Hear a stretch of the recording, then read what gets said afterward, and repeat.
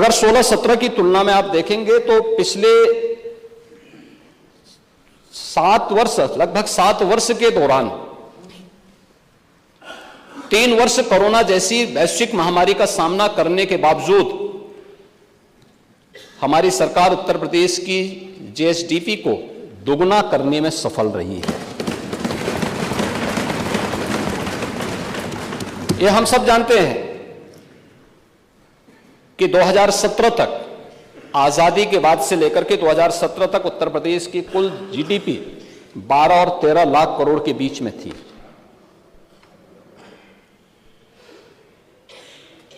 यानी 70 वर्ष लगे जितना उत्तर प्रदेश की इकोनॉमी को पहुंचने में कोरोना जैसी महामारी का सफलतापूर्वक सामना करने के बावजूद मात्र 7 वर्ष में उससे दोगुना करने में हमने उत्तर प्रदेश की जीडीपी को दोगुना करने में सफलता प्राप्त की।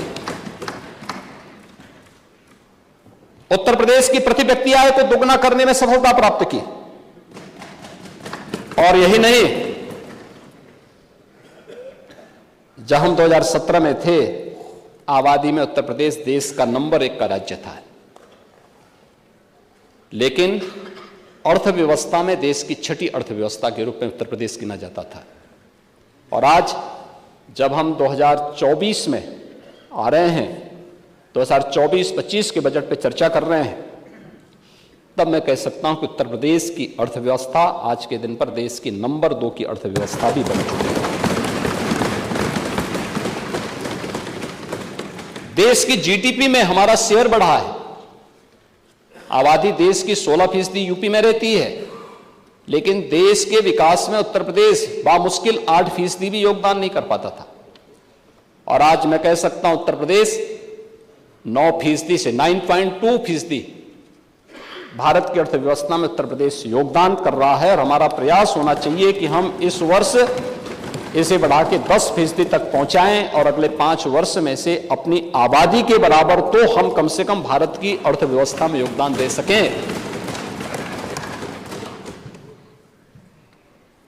इस दौरान हमने उत्तर प्रदेश को एक बीमारू राज्य से भी उभारा है। नेता प्रतिपक्ष को बहुत सारी चीजों पे चिढ़ थी कि सब क्यों कर दिया।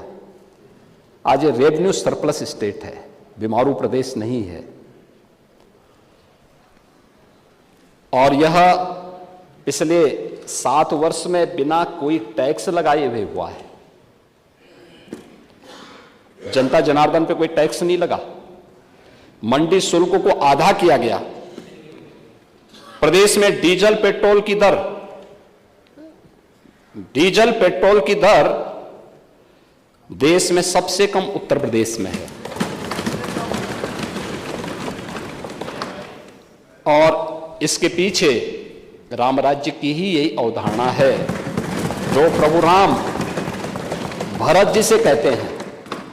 उन्होंने कहा था, बरसत हर्षत सब लखे, करसत लखे न कोई, तुलसी प्रजा सुभाग से भूप भानु सो होई।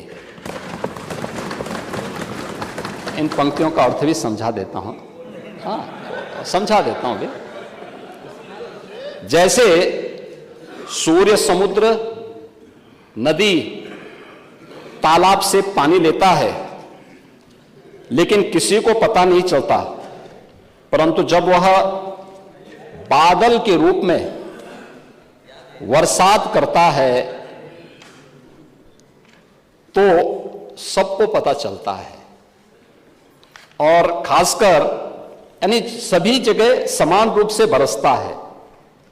तो यही स्थिति बजट की भी है, इस लोक कल्याणकारी और लोक मंगल के बजट की भी है।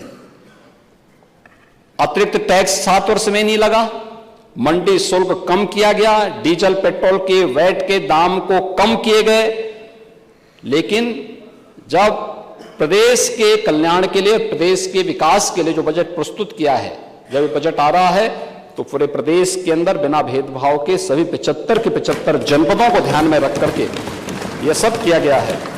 तो यह लोक मंगल के लिए प्रस्तुत ये वही बजट है जो राम राज्य की अवधारणा पर आधारित है।